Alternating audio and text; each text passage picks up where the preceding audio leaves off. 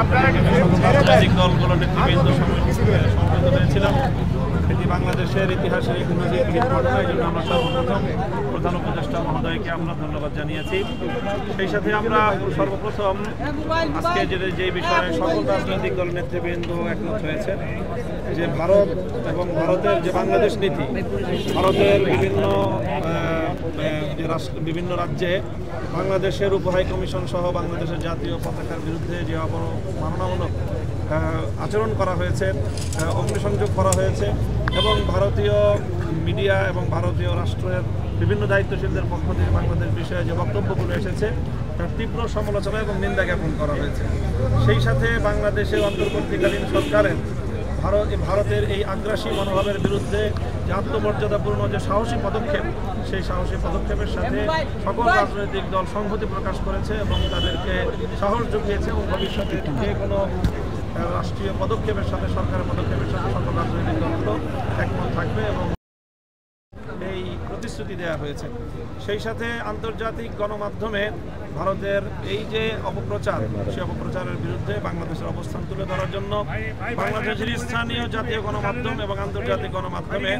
রাষ্ট্রকে, সরকারকে যথাযথ ভূমিকা পালন করার জন্য এবং নিজেদের অবস্থান এবং বাংলাদেশের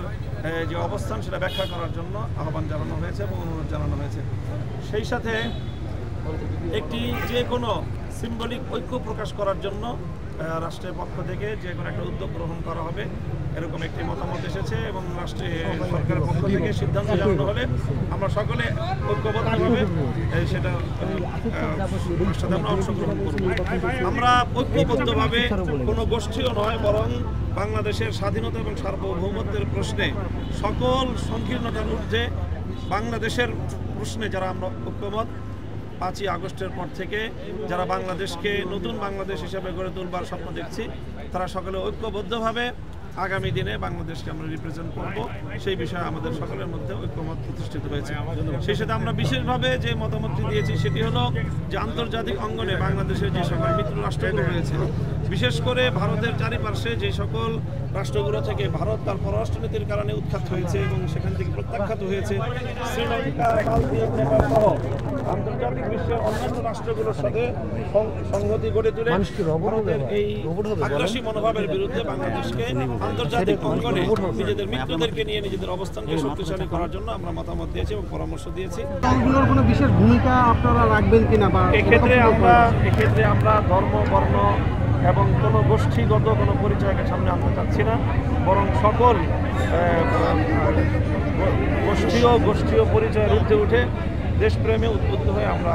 ঐক্যবদ্ধভাবেই এই পরিস্থিতিকে মোকাবেলা করার চেষ্টা করছি। ব্যক্তি দেশপ্রেমিক তাকেই আমরা ঐক্যের সাথে রাখবো থেকে সুনির্দিষ্ট আমরা প্রস্তাবনা দিয়েছি যে এই যে ভারতের যে এক পেশে যে নীতি, বাংলাদেশ বিরোধী যে নীতি, সেই নীতির মোকাবেলায় ভারতের চারিপাশে ভারত একটি বন্ধুহীন রাষ্ট্রে পরিণত হয়েছে তার এই সাম্রাজ্যবাদী আচরণের কারণে। সেই ক্ষেত্রে শ্রীলঙ্কা, নেপাল এবং মালদ্বীপ সহ অন্যান্য রাষ্ট্রগুলো সহ আন্তর্জাতিক বিশ্বকে এই ব্যাপারে সংগঠিত করে তাদের সকলের কাছে বাংলাদেশের অবস্থান তুলে ধরা এবং বাংলাদেশ বিরোধী ভারতীয় এই প্রচারণার বিষয়ে আমাদের বক্তব্যকে উপস্থাপন করা। সেই সঙ্গে সাম্প্রদায়িক সম্প্রীতির যে বিগত 5ই আগস্টের পর থেকে বাংলাদেশে যে নজিরবিহীন দৃষ্টান্তগুলো স্থাপিত হয়ে চলছে, সেগুলো যেন বিশ্ব দরবারে, বিশ্ব মিডিয়ার সামনে তুলে ধরা হয়, সে ব্যাপারে আমরা প্রস্তাবনা দিয়েছি।